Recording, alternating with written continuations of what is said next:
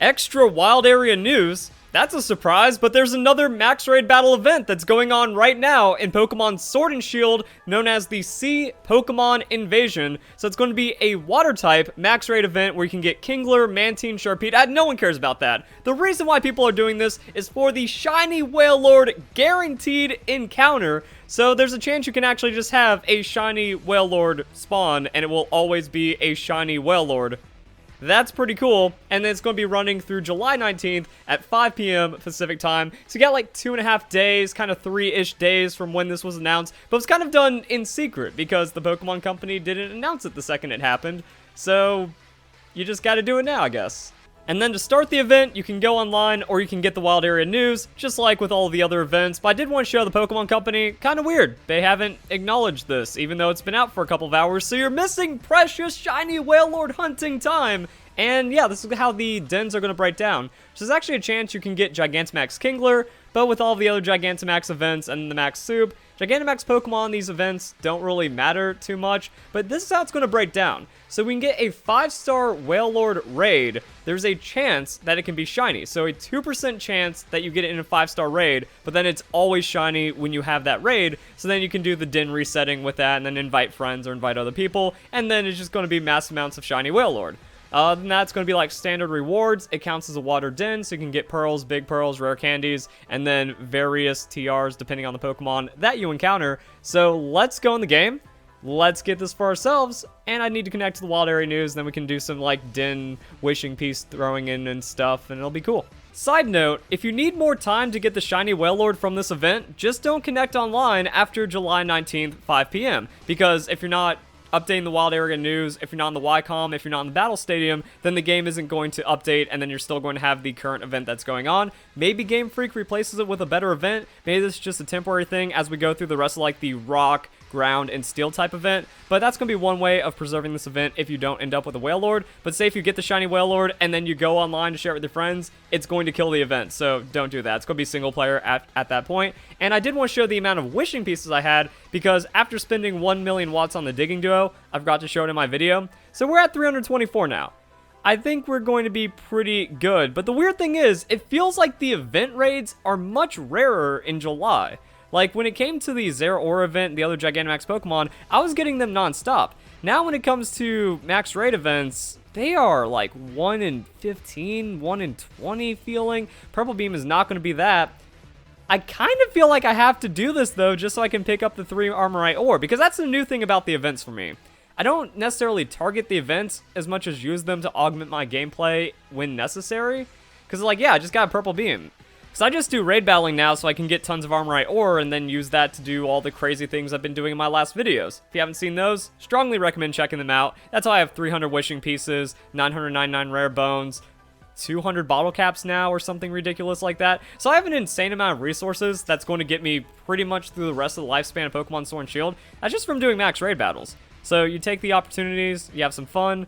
Unfortunately, we got bad CPUs, so now we're going to Shield, but this will still be a less than 2-minute raid for 3 Armorite ore. Then we get some other goodies from it, and if you get an opportunity you can't pass up while looking for the event dens, it's worth it. Now, if you're only going for the Wailord Shiny, then maybe you can pass it up, but I don't really find that to be too worth it. Alright, and if you find a Wailord where it doesn't belong, that means you have rolled into the event, so let's go and do a time skip to see what other Pokemon we can find inside of this event. So the Wailord that's shiny will only appear in the 5-star Wailord raids, and then like I said, it's a 2% from there. So you're going to have to do a lot of resets. However, whenever you see a 5-star Wailord, you're going to need to save before it. Other than that, we're going to be looking at Pokemon like 3-star Mantine. I'm going to go for it. I want to see how long it takes to actually beat this raid, if it's worth it, because that's a big problem with the other ongoing event raid with like the mining Pokemon, is that it just takes longer to beat those to get the Armorite ore and the rewards than any other regular den. So it doesn't even feel like a special den or an event den, and then the Max Soup kind of makes the desire for getting Gigantamax Pokemon or like the gimmick of a Gigantamax Pokemon not really mean too much. But if this can be defeated in the manner of a regular kind of raid battle, then that's going to be okay. Big problem though, Mantine has a high amount of special defense, and it's like a really bulky Pokemon, so...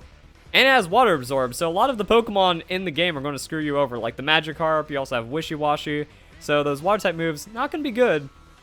And it looks like we're not even going to get a 1 turn on a 3-star raid. That's pretty bad. But then we're going to have to see the rewards. We're going to see how it works out. If you can get Mantine down to shields with like a rock or electric type Pokemon, you get Pikachu, you get Jolteon, then you're going to be able to do the 3-star raid on the Mantine, so I guess it's not all too bad. Also, since it's all water type Pokemon, you can just get a really powerful electric type, give it the lagging tail. I don't know if it's going to beat the Eternatus damage. That's still one thing I need to check when it comes to max raid battles now that we have this new strategy for farming them. And for my work, I got kind of nothing.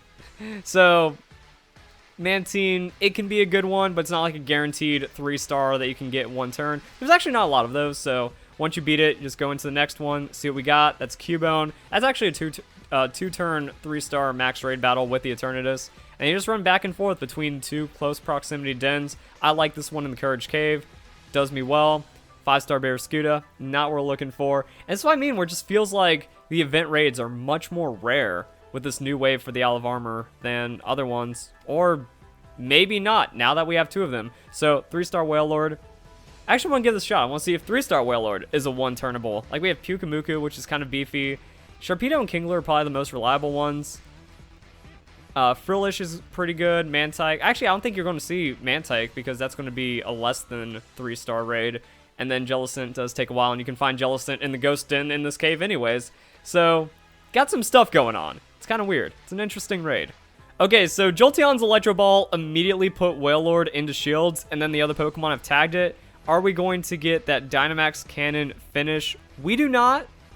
We get the shield break, and not enough to 1-turn it with a pretty ideal team. Also, guys, sorry for the choppy gameplay. My Windows 10 updated to version 2004, and now my computer is crap. It auto-updated without my permission, and now everything's running very sluggish. That's a big report that I've been seeing from a lot of people about this update. So, hopefully, I don't even think there's a way of fixing it. Like, I can't roll it back because Windows 10 broke that much. So, hopefully it gets better soon or something. It's pretty upsetting. So that was a 3-star max raid battle, 2 turns. It's an inefficient raid battle, and it has regular raid rewards, it feels. So yeah, if you just do a standard water den, or like if you go in the ocean and find a good water den or something, you're going to find pearls, you're going to find other items like that. So it's really just about farming for that Wailord. One more thing to note is that you can passively search for events while doing other raid farming methods. A lot of people like farming on Honeycomb Island because it's really easy to feint Combee and Vespiquen all day, and then you just kind of like stumble into an event raid, and they can choose what to do with it. Just play it out as a normal event raid, or do you also want to time skip until you get to the really good part of the raid? So one thing we can do, we can time skip, hope we get the Wailord, but that 5-star Wailord, I don't know if it's worth it. Because it's not a guaranteed chance to get 5-star, and it's only 2% inside of the 5-star raids. So it's not a 2% total chance, it's 2% from 5-star, which probably puts it close to like, I don't know, 0.5% or something like that. It's not going to be super common, but if you have like a friend group of trusted, legitimate players, then you can probably like get like the work to get it together. But at the end of the day, it's just a shiny Wailord. So it's not like the coolest shiny, the best shiny, not like an incredibly desirable shiny to be farming for. And 5-star Jellicent. So that's a part of this raid. Doesn't really add anything too special for it. Not worth getting because it's a very long battle. Jellicent is a thick Pokemon, and then you only end up with 2 Armorite Ore and kind of mediocre rewards. And there's not even any other kind of boost. It's just an extra large candy for completing it, because it's a red beam instead of a purple beam. So the rewards outside the shiny Wailord aren't really that impressive. And I guess there's just a chance that you get like a 4-star Sharpedo. Is there a 3-star Sharpedo or something like that? You get a 3-star Pokemon, and it doesn't interrupt your raid farming, and maybe you end up with a shiny Wailord.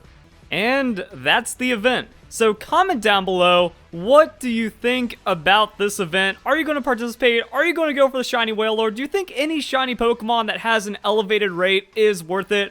Or is this just kind of a whatever event that's kind of cool? Because I think I might be a little too harsh on it because I'm only looking at it from like Armorite Ore and efficiency perspective. But I mean, when you look at the Pokemon, if you need competitive, if you don't have like a lot of candies, if you don't have a lot of hyper training resources or something like that, if you get a 5 IV, even though you actually don't even need a 5 IV Sharpedo because it's so frail. So I mean, if you get a competitive enough hidden ability Sharpedo, that's good. Pyukumuku, that's a good competitive Pokemon. Jellicent, that Pokemon gets disgusting. And then we have Mantine, which is one of the best special defense in the special defense tanks in the game if there are no electric Pokemon. And then Wailord is a beast.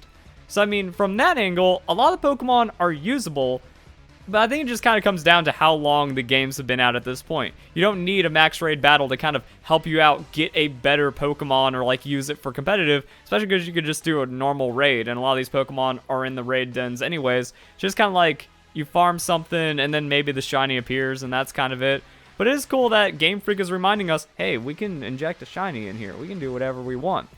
So there's that. Hope you guys enjoy the video. Hope you all have a nice day. Thank you very much for watching.